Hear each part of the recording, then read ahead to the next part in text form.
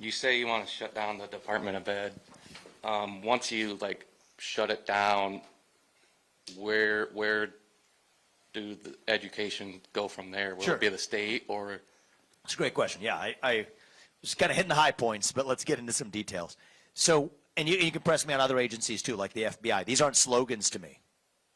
These are clear plans we've offered and we will implement. So the reason I want to shut down the Department of Education is not because I'm against education in this country, but because I'm for it. Take that $80 billion, which right now is used to foist radical racial and gender ideologies onto schools. That's where it comes from. That's the head of the snake. They say you don't get that money unless you adopt these agendas. Now, the Department of Education, if you actually study the history, it was formed as part of the civil rights movement in the country. You could debate the merits, but at least it was formed to stop certain states in the South that reportedly were using funds for predominantly black school districts to siphon them to predominantly white school districts. That was the basis, say what you will about it. But today it has nothing to do with the purpose. They're literally foisting the poison onto our kids and saying you don't get the money unless you do it. So I'm going to put an end to that, and that $80 billion will mostly go to the pockets of parents in this country who deserve to choose where they send their kids to school, private, charter, public, homeschooling. Parents determine the education of their children. It's one of the hard truths in the, I don't know if we handed out our Thomas Paine pamphlets today. That's a hard truth. So we have to stand for that.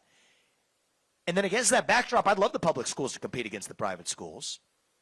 Get rid of the top obstacle, teachers' unions, that stop public schools from being able to compete against private schools. Let's bring transparency so parents can make informed choices. If you're going to teach it in the classroom, put it on the internet. If you don't want to put it on the internet, you shouldn't be teaching it in the classroom. And then I believe in a revival of civic education in this country.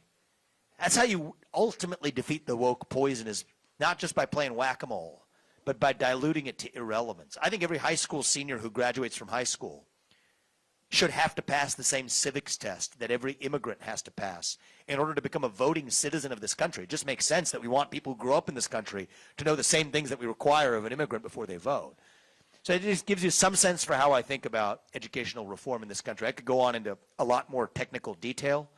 I actually think it's going to put more money in the pockets of even those kids. 90% of the time, if you switch a kid from a bad school to a good one, you're switching them to a school that spends less money per student.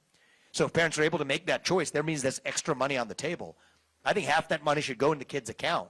When those kids graduate from high school, many of those kids will have a six-figure graduation gift waiting for them, including even in the inner city. Think about the head start that provides on the American dream. And so this is part of a vision, an implementable one. But it starts with the head of the snake. Shut that Department of Education down. Put the money back to parents. And one piece of this, for a small sliver of that, we can put 3 armed security guards in every school across this country. It's not even close, which is a better use of money. Something like what happened in Perry here just days ago should never happen in this country. Protecting our children is a vital priority, and that's a much better way to protect our children than to foist radical racial and gender ideologies onto them. That's how I would do it. But, yep. Would Sioux City North be in charge of Sioux City North, or would the Sioux City Community School District be in charge of Sioux City North, or would the state? So that would be decided by the states. So every state would do it differently. So yes, exactly, because I don't think the education should be run by the federal government, but that budget goes back to the states. They only get it, functionally, to be able to actually, if they're putting it in the pockets of parents. So that means every school, effectively, it's a lever to nationalize school choice, which is what I think we need in this country. And then each state determines how it makes those decisions as the educational system should be run. And I'm a 10th Amendment absolutist. That which is not reserved to the federal government is reserved respectively to the states and to the people. So we'll, of course, follow those principles, but it starts with, right now, we're not following the principles by collecting and concentrating that money in the federal government. Give it back to the states and to the people. Good question. Thank you. I appreciate it. Sir.